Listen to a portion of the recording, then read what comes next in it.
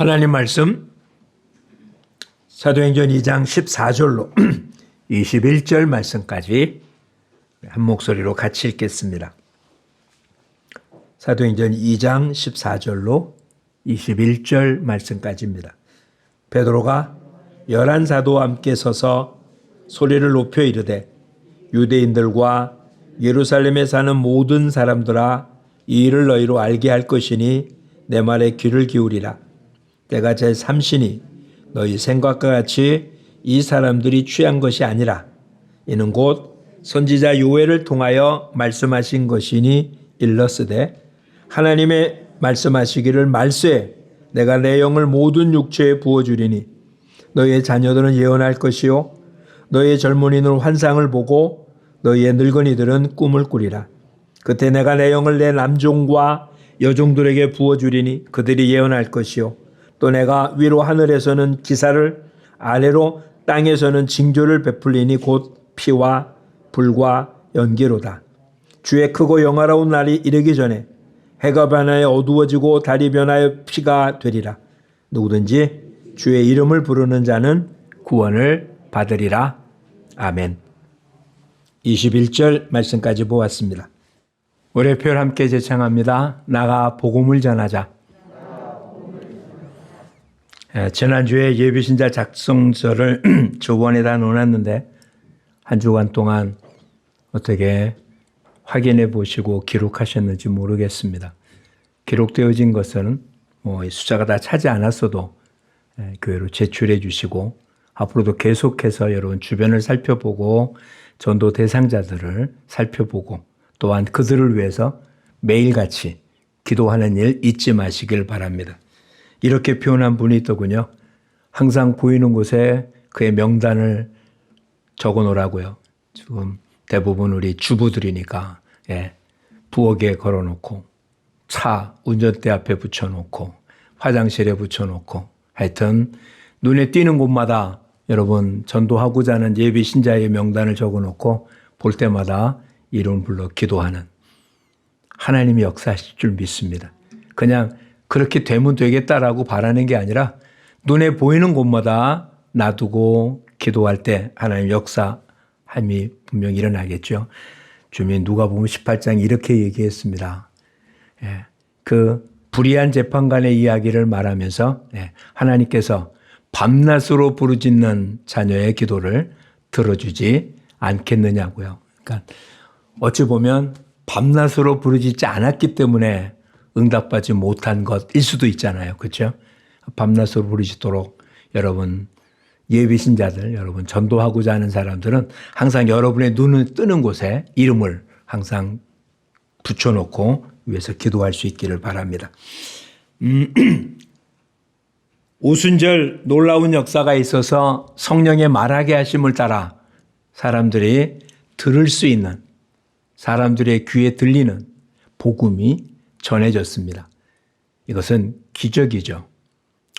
그러니까 어제 우리가 지난주 살펴봤던 것처럼 그 당시 하여튼 전 세계라고 표현될 수 있는 가장 먼 지금으로 따지면 이란의 끝부분부터 시작해서 스페인에까지 아프리카의 위쪽에 있는 부분, 아프리카의 남쪽 지역은 복음에 대한 이야기가 없네요. 여기서 왔던 모든 사람들이 자기들의 난 언어로 제자들이 전하는 말씀을 들었던 이 놀라운 사건이 있었습니다. 이 땅의 가장 큰 혼란은 언어가 통하지 않는 것이었어요. 바벨탑 사건으로 인하여 언어가 통하지 않으므로 사람들이 한 가지 일을 할 수가 없었잖아요. 지금 우리들은 언어가 통하지 않는 건 수없이 많은 방법으로 해결이 되어집니다. 하다못해 여러분이 갖고 있는 휴대폰에 앱만 깔아도 웬만한 언어는 통역이 가능한 모습이 된 그런 사회입니다. 근데 그렇게 말을 알 수 있다고 내용을 아는 건 아니잖아요. 우리들의 가장 큰 문제도 가정이 파괴되는 가장 큰 문제도 의사소통이 제대로 안 되기 때문에 그런 것 아니에요. 그렇죠? 정말 차분히 앉아서 서로의 의견을 잘 살펴본다면 문제를 해결할 만한 일인데 그렇게 의사소통이 안 되니까 문제가 생기는 것 아닙니까? 성격 차이라고 하는 것도 어찌 보면 도대체 그 성격 차이가 무엇이에요? 서로 이해의 차이고 그 이해를 서로 합치지 못했다는 이야기 아니겠어요? 말이 안 통하는 거죠. 예년에 한번 들려드렸던 표현이 있습니다. 기억하시는가 모르겠습니다. 예? 고양이 신자, 예? 강아지 신자. 고양이 같기도 하고 강아지 같기도 하고 이 차이가 비슷하지만 너무 다르죠.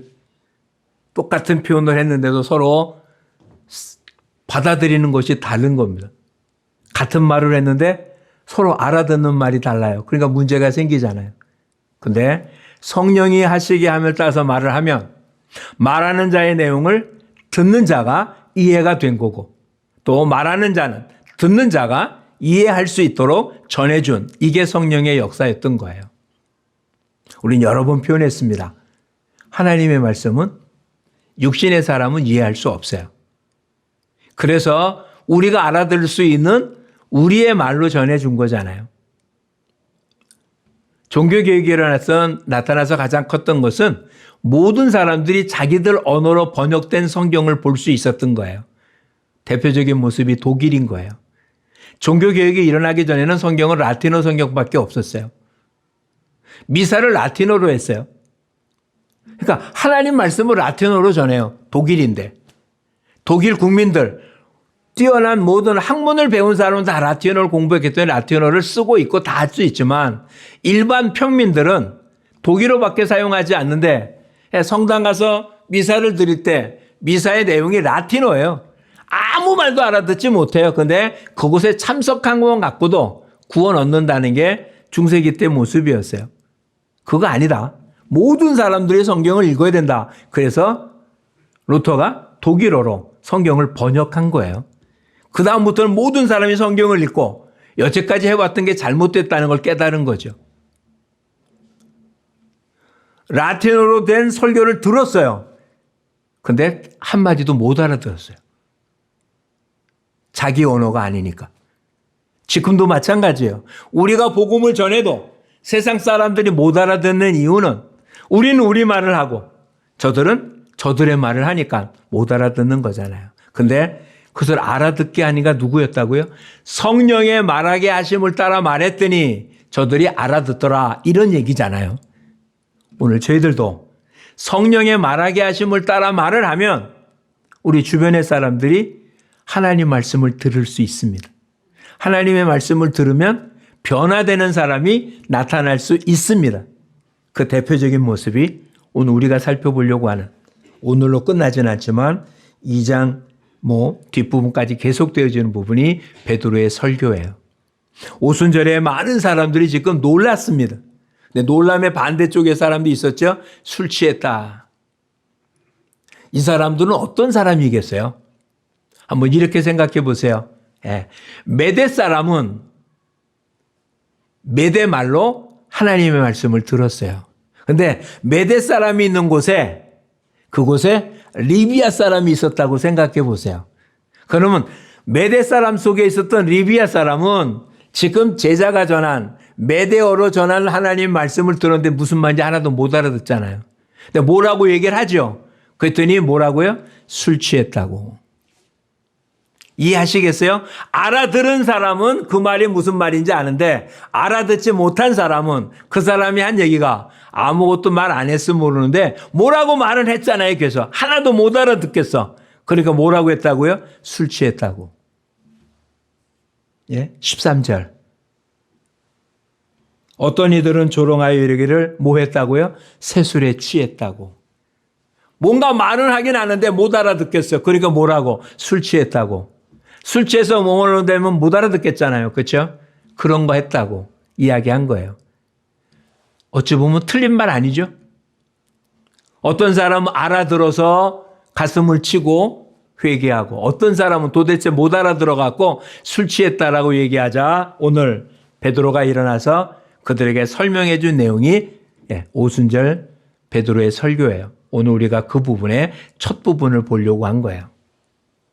베드로가 11사도와 함께 서서 소리 높여 외칩니다. 이게 얼마나 놀라운 일이었는지 한번 살펴보십시오. 베드로는 굉장히 앞섰던 사람이면 틀림없죠. 복음서에 보면 무슨 일이 있으면 항상 나섰어요.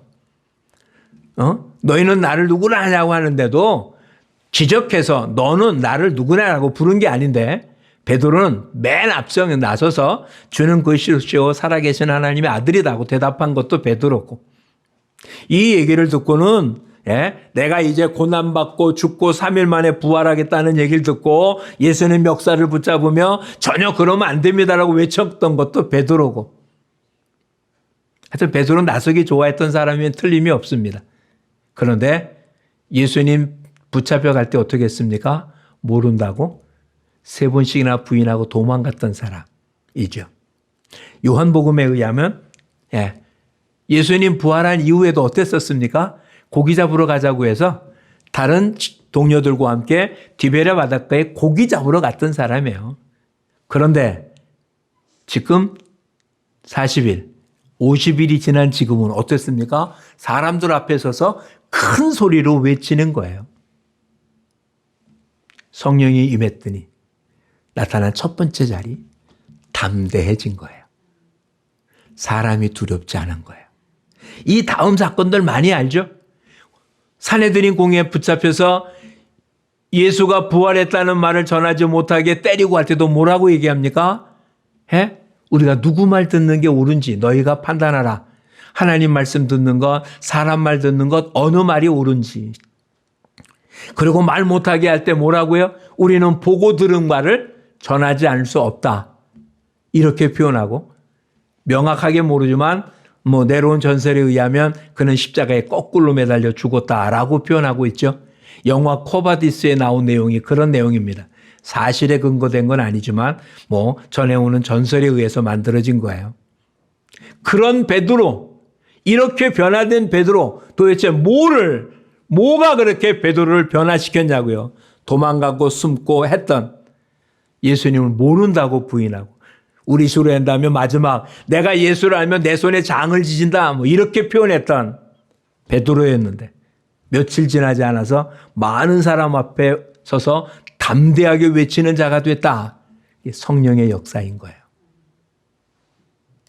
다시 한번 살펴보죠. 예수님과 함께 다녔던 베드로는 제자가 아니었습니까? 제자였잖아요. 근데 그때는 쓰러진 적이 너무 많아요. 실수하고 실패하고 도망가고. 근데 오순절 성령이 임한 뒤 베드로는 지금 이 순간, 오늘 우리가 읽은 이 본문서부터 그가 주 앞에서 순교당할 때까지 단 한 번도 도망간 적이 없어요. 성령이 임한 사람의 가장 큰 특징이 뭐다? 담대해졌다는 거예요. 목숨을 두려워하지 않아요. 근데 우리는 지금 사도행전 읽으면서 살펴본 것이 있어요. 우리는 어떤 사람이라고요? 성령이 임한 사람이에요. 다시 얘기하면 예수님 살아계신 동안 같이 있었던 베드로와는 우린 다른 거예요. 예수님 살아있을 때 같이 있었던 베드로도 대단하긴 했지만 그때는 베드로에게 뭐가 없었다고요? 성령이 임하지 않았었다고요. 그래서 그는 실수하고 실패하고 쓰러지고 넘어지고 두려워하고 도망가고 했었어요. 근데 성령이 임한 베드로는 도망가지 않았어요. 담대했어요. 베드로가 그런 겁니까? 베드로 안에 성령님이 베드로를 그렇게 변화시킨 거예요. 다시 얘기하면 베드로가 성령님이 하자는 대로 자기의 삶을 그냥 맡겨버린 거예요. 이 이전에는 자기가 두려우면 자기가 도망갔어요. 자기가 하고 싶은 말은 그냥 했어요. 그래서 예수님 역사를 붙잡고 죽는다는 건 말이 안 됩니다라고 외치기도 했었어요. 근데 성령이 임하자 자기가 하고 싶은 말 하는 게 아니에요. 자기 감정을 표현하는 게 아니에요. 자기가 두렵다고 도망가는 게 아니에요. 성령이 하라는 말을 하고 성령이 하라는 대로 하고 성령이 하라는 대로 서 있어요. 그랬더니 이젠 담대해졌어요. 저와 여러분에게만 성령님도 우리를 이렇게 만드십니다. 근데 어떤 분에게, 어떤 사람에게 성령이 임해서 하나님의 일을 합니까? 작은 자, 약한 자, 없는 자였잖아요. 그래서 약한 자를 들어 강한 자를 부끄럽게 하고 없는 자를 들어 있는 자를 무너뜨리는, 성령이 누구한테 임한다고요? 없는 자에게. 다시 이야기하면 저와 여러분이 없기 때문에 성령이 우리 안에 있는 거예요. 만약에 세상에 내가 모든 권력을 갖고 있었다면 하나님 나한테 성령을 주실 이유가 없었던 거예요. 이 땅에 내 마음대로 쓸 수 있는 물질이 가득 있었다면 성령님 내 안에 역사 안 했을 텐데, 한 끼 밥 먹을 것도 없을 만한 사람에게 성령이 임했고 그 성령님이 그의 마지막 도시락까지 사용해서 오병이어를 먹이셨어요. 우리 안에 있는 성령님은 그런 분이에요. 저와 여러분 안에 있는 성령님은 그런 분이에요. 그러니 이제는 담대하시기를 축복합니다. 두려움은 죄예요. 왜? 내 안에 성령님이 못한다고 생각하는 거니까. 나는 못해요. 그렇죠? 저와 여러분 못해요. 이건 분명해요. 근데 내 안에 계신 성령님은 해요. 그래서 사도 바울은 뭐라고 고백합니까? 내게 능력 주시는 자 안에서 내가 이 모든 걸 어떻게 한다고요? 감당할 수 있다. 할 수 있거든이 무슨 말이냐? 예수님 뭐라고요? 믿는 자에게는 능치 못함이 없다고요. 그럼 우리 이 두 가지를 함께 연결해 보세요. 저와 여러분은 믿어요. 그러니까 능치 못함이 없잖아요. 또 우리 안에 뭐가 있어요? 성령님이 계세요. 그러니 뭐 하나고요? 능치 못함이 없어요. 못하는 이유는 뭡니까? 안에서 그런 거예요. 안에서 그런 거예요. 내가 어떻게 말하냐고. 이 많은 사람 앞에, 내가 한 사람 앞에서도 내 말을 잘 못하는데 많은 사람 앞에 어떻게 하냐고. 내 스스로도 나를 설득시킬 수 없는데 내가 어떻게 다른 사람을 이해시킬 수 있냐고. 맞아요. 저나 여러분 다 그런 사람이에요. 근데 오순절 이 역사는 누가 했다고요? 성령의 말하게 하심을 따라 말하더라. 누가 말했다고요? 성령이 말했어요. 근데 놀라운 사실은 누가 나서서 말했습니까? 제자들이 나서서 말할 때 그 입술에 누가? 성령이 일하셨다는 거잖아요. 입 다물고 있으면 아무 일도 안 하는데, 두려워 떨어서 가만히 있으면 아무 일도 안 일어나는데, 말씀 따라 움직여지면 누가? 성령님이 움직인다고요. 담대함이라는 게 뭘까요? 하나님이 하실 것을 믿고 그냥 행하면 되는 거예요. 우리 모두 이러면 되는 거예요. 여지껏 해서도 안 됐는데 못 되겠나? 맞아요. 여지껏 해도 안 됐거든요. 우리 가운데 전도 안 해본 사람이 있어요? 크든 작든. 근데 열매 맺은 건 거의 없죠. 그러니 해도 안 된다고 생각되는 거 아니에요. 이런 식으로 우리는 많이 안 해봤지만 총동원주의 옛날에 우리도 해봤었잖아요. 근데 됐던가요? 나왔던 사람 한번 예배만 참석하고 그다음에 열매 못 맺었던 이런 건 우리 많이 경험됐기 때문에 해도 그만일 거라고 여겨지는 것이잖아요. 근데 우리 다시 한번 살펴보자고요. 밤이 맞도록 그물을 던졌는데 고기를 못 잡았습니다. 근데 베드로 뭐라고요? 예? 말씀에 의지하여 그물을 던지나이다. 고기 잡을 걸 믿고 던졌을까요? 어부예요.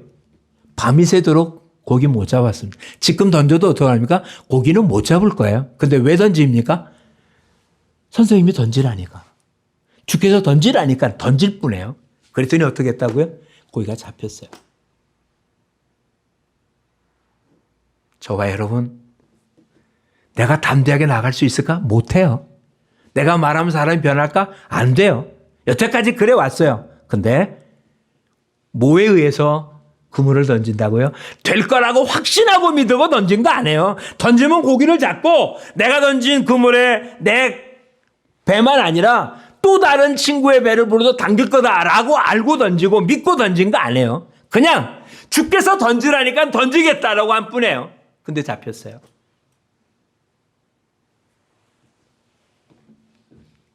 우리의 담대함은 이 정도면 됩니다. 어느 정도의 담대함이요? 주께서 하라니까 한다. 주께서 하라니까 한다. 그럼 도대체 여러분에게 주께서 하라고 한 건 뭘까? 이거예요. 교회가 최소한 이번 40일 동안 5명에게 복음을 전하자는 거예요. 해도 될까? 안 돼요. 근데 하라고 하니까 한다고요. 하라고 하니까. 우리 입장에선 교회에서 하라니까 하는 거예요. 좀 더 크게는 성령이 하라니까 하는 거예요. 그러면 열매가 거둬지는 거죠. 그렇죠? 이제 기억하십시오. 담대했기 때문에 일하는 게 아닙니다. 그렇게 변화됐기 때문에 하는 게 아닙니다. 왜 한다고요? 하나님이 하라고 했기 때문에. 다른 이유 아무것도 없어요. 하나님이 하라고 했기 때문에 한다? 그러면 된 거예요. 그러면 하나님이 일하십니다. 이런 사람을 나중에 뭐라고 할까요? 담대하다고 말한 거예요. 베드로 나는 담대해서 섰다 이게 아니에요. 성령이 세워서 섰어요. 다 얘기 끝났더니 후대 사람들이 사도행전을 읽으면 뭐라고요? 성령이 임했자 베드로가 담대해졌다라고 나중에 사람들이 평가를 내린 거예요. 저와 여러분도 그럴 거라고요. 하나님의 말씀 따라 움직였더니 나중에 우리의 후배들이, 우리의 후손들이, 우리의 나중 세대 사람들이 누구는 참 주 안에서 담대했어. 이렇게 평가를 내릴 거라는 거죠. 그리고 하늘에서 그렇게 인정하실 거예요. 여러분도 담대합니다. 담대할 수 있는 힘과 능력이 여러분 안에 있습니다. 이 담대함을 여러분 감추고 살고 숨겨놓고 삶고 묻어두고 사는 사람이 아니라 이젠 그것을 표출하고 사는, 그걸 드러내고 사는 삶이 되기를 축복합니다. 베드로의 변화된 모습을 보세요. 베드로만이 아니죠. 11사도와 함께, 그러니까 모두가 다 그랬다는 거예요. 두 번째 변화된 모습을 보세요. 이제 지금 일어난 일을 너희에게 알려주겠다. 사람들은 지금 이 일이 무슨 일이라고 하는 겁니까?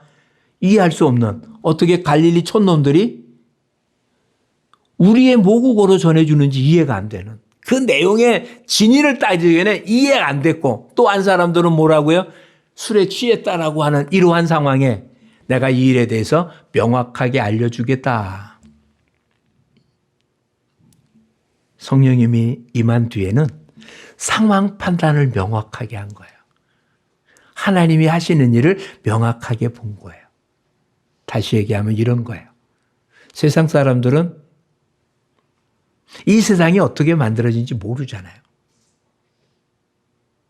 그렇죠? 그리고는 이 세상은 어떻게 됐다고요? 진화로 발전됐다는 이야기만 해요. 근데 우리는 알잖아요. 이 세상 누가 만들었습니까? 하나님이 만드셨잖아요. 그렇죠? 이게 여러분 지식이에요? 하나님이 우주로 만물을 만들었다는 게 지식이에요? 지식으로 알 수 있습니까? 과학의 방법으로 하나님이 우주를 만들었다는 것을 증명해낼 수 있습니까? 물론 창조과학협회에 소속된 과학자들이 이야기하지만 그것도 또 다른 각도로 보면 얼마든지 반론을 필 수 있어요. 그러니 믿는 우리들이 볼 때는 그것이 맞다고 하지만 믿지 않는 사람이 볼 때는 궤변에 불과하다고 그들은 얘기하니까 이 땅은 혼란스럽게 짝이 없잖아요. 그러니 하나님이 세상을 만들었다는 건 내가 아는 나의 지식이 아니라 성령님이 우리에게 주신 지식이에요. 하늘의 지식인 거잖아요. 한 가지만 더 해볼게요. 여러분은 누가 낳습니까? 여러분의 부모입니까? 부모는 우리에게 생명을 줄 수는 없습니다. 그렇죠? 생명 자체는 하나님이 주시는 겁니다. 생명은, 우리의 몸 자체는 분명히 부모를 통해서 형성되어지는 모습이긴 하지만 우리의 생명은 하나님이, 그래서 우리는 계속해서 창조된 자들인 거예요.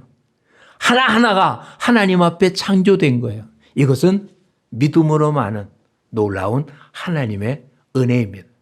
이것을 성령님만이 우리한테 알려줘요. 그러니까 이 말은 사람들한테 전혀도 이해가 안 되니까 잘 안 믿어요. 그래도 우린 담대하게 외쳐야 되잖아요. 또 한 가지 변한 건, 지금 베드로가 설교를 준비하고 쓴 게 아니죠. 그런데 뭐라고 돼 있습니까? 16절 이하에 요엘서에 대한 이야기를 해줍니다. 말세에 하나님께서 새 영을 부어주시겠다고 한 이야기.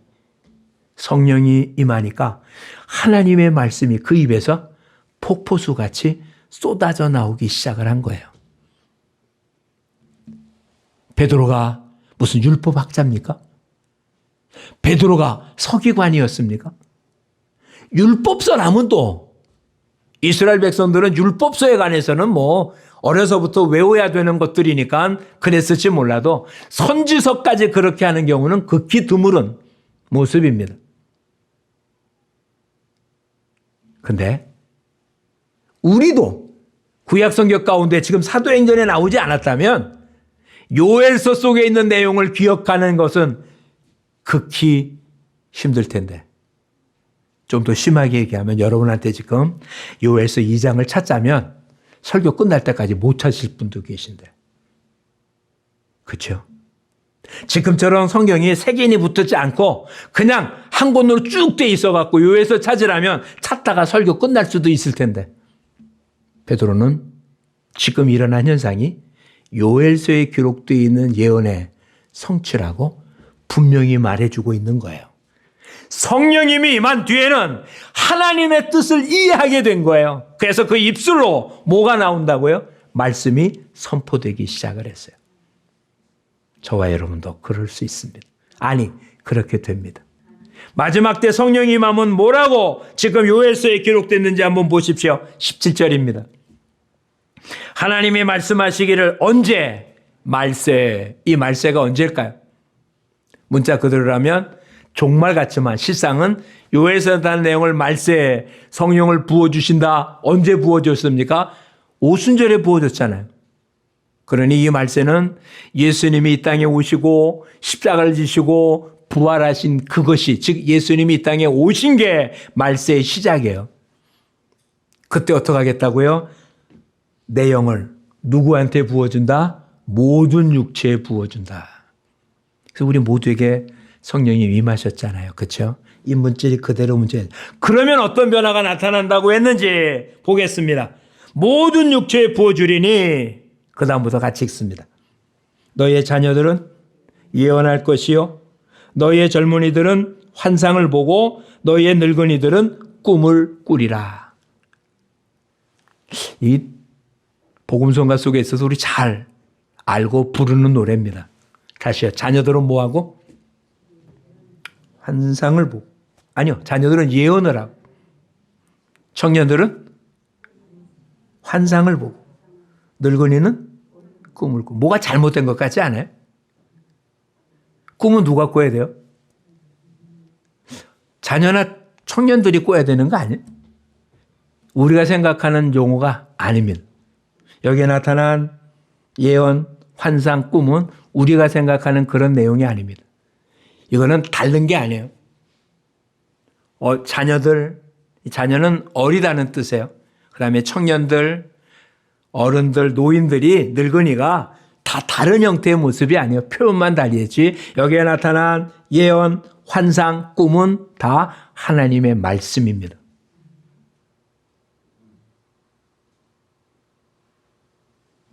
그러니까 자녀들은 뭐 할 거라고요? 예언할 거예요. 하나님의 말씀을 전할 거라고요. 젊은이들은 뭐 할 거라고요? 환상을 봐요. 환상을 봐. 어떤 환상? 하나님이 보여주는 환상을, 비전을 본다고요. 세상이 아니라 비전을 본다고요. 사무엘 초기에, 사무엘이 어렸을 때 엘리의 두 아들과 사무엘의 차이가 뭔지 아세요? 사무엘의 두 아들은 어떻게 했다고요? 하나님의 제사를 업신여겼어요. 그렇죠? 그래서 그들은 제사장이었습니다. 근데 하나님께 드리는 제물을 하나님께 드리기 전에 먼저 갔다가 먹고 그래서 하나님의 제사를 우습게 여겼어요. 근데 사무엘은 어떻다고요? 어린 사무엘은 하나님의 전에 있었다. 엘리의 두 아들은 하나님 존전에 있지가 않았어요. 예배를 우습게 생각했어요. 근데 사무엘은 하나님의 전에서 살았다니까, 어릴 때부터. 이게 환상이에요. 세상을 보니까 어떻다고요? 형편없는 세상이잖아요. 근데 뭘 봐요? 하나님이 하시는 일을 본다고요. 우리의 젊은이들, 꿈이 없는 세상이라고 합니다. 지금 너무 형편없고 힘들고 고통스럽고 앞이 없다고요? 그럴까요? 하늘나라도 그럴까요? 요한계시록 2장 3장 7교회의 편지는 정말 암울합니다. 환난과 고통, 아픔, 괴로움이 있는 그런 사회입니다. 그게 교회가 있는 형편입니다. 네, 4장 1절 눈을 들어 열린 문을 봅니다. 하늘을 봅니다. 하나님이 이리로 올라오라고 합니다. 교회에게 뭘 보라고 한다고요? 땅을 보지 말고 뭘 보라고요? 하늘을 보라고요. 하나님 하시는 일을 보라고요. 세상 눈앞에 있는 것 때문에 좌절하고 실패하고 고통당하고 슬퍼하고 어떡하나 그러지 말고 하나님 하시는 일을 보라고요. 그게 환상인 거예요. 그래도 여러분 앞에 꿈이 없습니까? 여러분 앞에 일이 없습니까? 아니요. 할 일이 수없이 많습니다. 지난 금요일 전도사관학교에 갔습니다. 끝나고 나면 전도를 합니다. 실제로 가는데 이렇게 표현합니다. 봄이 돼서 사람들이 많이 나왔다. 고기가 많다. 겨울 동안엔 다니는 사람이 없어서 전도할 사람이 없는데 봄이 되니까 많은 사람이 나와서 공원에 앉아있고 뭐하고 그들이 들을지 안 들을지 모르지만 전할 사람들은 수없이 많죠. 오늘 우리들 주변에 환상을 보시길 바랍니다. 늙은이는 뭐 했다고요? 늙은이는 뭐예요? 꿈을 꿔요. 어찌 보면 늙은이는 뭐 하는 사람입니까? 옛날 이야기 하는 사람 아니에요? 내가 옛날에는 어떻고 뭐 어떻고. 아니요. 성경에 나타난 것은 늙은이가 없어요. 갈렙은 몇 살이었습니까? 내 나이 85세인데. 모세가 하나님께 부름받을 때 몇 살이었습니까? 80이었습니다. 아브라함이 아들을 낳은 거 몇 살이었습니까? 100살이었습니다. 물론 지금하고 계산하기는 어려울 것 같아요. 아브라함 175세 죽었으니까. 그러나 성경은 나이 많다고 그냥 머물러 있으라는 게 아니라 뭐 해야 된다고요? 하나님 말씀을 전하는 자가 돼야 된다고요. 그걸 어디다 적용할까요? 나의 삶에 적용해 보십시오. 내가 걸어온 삶을 통해서 하나님 말씀이 얼마나 옳은지를 보여주는 게 늙은이들이 해야 될 일이에요. 아니면 하나님의 말씀대로 살지 않았던 모습이 나한테 얼마나 아픈 과거였는지 지금의 젊은이들한테 보여줘야 되는 거예요. 하나님 말씀대로 했다면 어떤 결과가 나타났을 텐데 그런 모습이 아니었기 때문에 이러지만 자네들은 그렇게 살지 않기를 바란다고. 그게 꿈을 꾸는. 그래서 우리 모두 갈렙처럼 이렇게 외치기 바랍니다. 이 산지를 내게 달라고. 이건 하나님 나한테 약속한 거라고. 나이 많다고 포기할 게 아니고 편안한 것이 아니라 이미 젊었을 때 나한테 준 것. 지금도 이것은 나의 산지라고. 아직도 우리 연세 많으시다고 표현된 여러분들. 아직도. 여러분을 통하여 예수 믿고 구원 얻을 백성이 얼마나 많을지 알 수가 없습니다. 한 영혼이 한 나라가 될 수도 있습니다. 이젠 다 된 게 아닙니다. 주님이 우리를 부르시기 전까지는 아직도 우리는 기회가 있고 아직도 일해야 됩니다. 우리의 자녀들, 우리의 젊은이들, 우리의 늙은이들, 마지막 때 성령이 부어진 지금은 담대하게 하나님의 말씀을 외쳐야 됩니다. 뭐라고 외칩니까? 21절입니다. 같이 외쳐보겠습니다. 누구든지 주의 이름을 부르는 자는 구원을 얻으리라. 이러면 되는 거예요. 설득시키려고 애쓸 필요가 없어요. 물론 여기서 조금 더 기술적으로 더 필요한 게 있을지 모르지만 내용은 이게 다예요. 누구든지 예수의 이름을 마음 깊숙이 부른다면 구원을 얻습니다. 이게 어려워서 못합니까?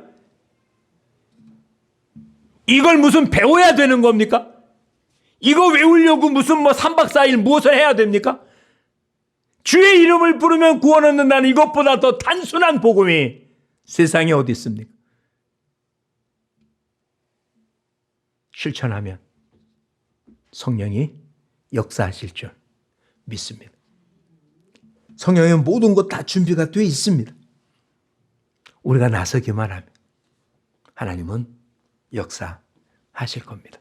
우리 모두 이 기쁨을 함께 맛보는 우리 모두가 되기를 축복합니다. 베드로가 설교할 때 어떤 일이 일어났었다고요? 뒷부분에 보니까 어떡합니까? 우리가 어떻게 해야 이 죄악을 해결할 수 있냐? 그렇죠? 우리는 이런 정도까지 되지 않을지 모릅니다. 근데 잊지 말자고요. 뿌려진 씨앗은 반드시 싹이 납니다. 언제, 어떻게, 어떤 모습으로 날지 모르지만 근데 싹이 안 나는 씨앗이 있어요. 뭘까요? 뿌려지지 않은 씨앗이에요. 그렇죠? 가을에 거둔 벼씨를 창고에 쌓아두면 그 창고에서는 결코 벼씨는 싹이 나지 않습니다.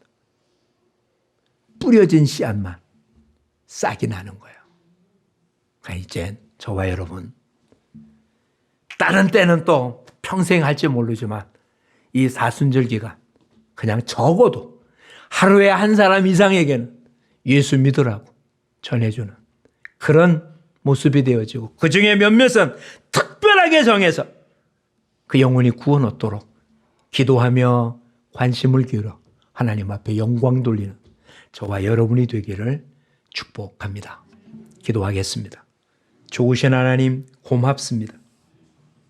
연약하게 짝이 없던 베드로가 성령의 임함으로 담대해졌고 하나님의 뜻을 이해하게 됐고 하나님의 사역에 동역하며 하나님의 말씀을 그 입술로 선포하게 되었습니다. 주님, 저희들도 힘없고 보잘것없는 약한 존재들이지만 성령님 저희들에게 계시기에 우리도 담대함으로 하나님의 사역에 동역하는 동역자가 되어질 줄 믿습니다. 우리에게 이미 임한 성령님이 우리로 하여금 하나님의 말씀을 전하는 꿈을 꾸며 환상을 보며 예언할 수 있는 그와 같은 모습을 허락됐기에 이제는 외치는 자 되게 하옵소서. 씨앗을 뿌리는 자 하게 하시옵소서. 품을 수 있게 하시고 기도하게 하시옵소서. 하나님 저희를 통하여 영광 받아 주시옵소서. 예수님 이름으로 기도합니다. 아멘.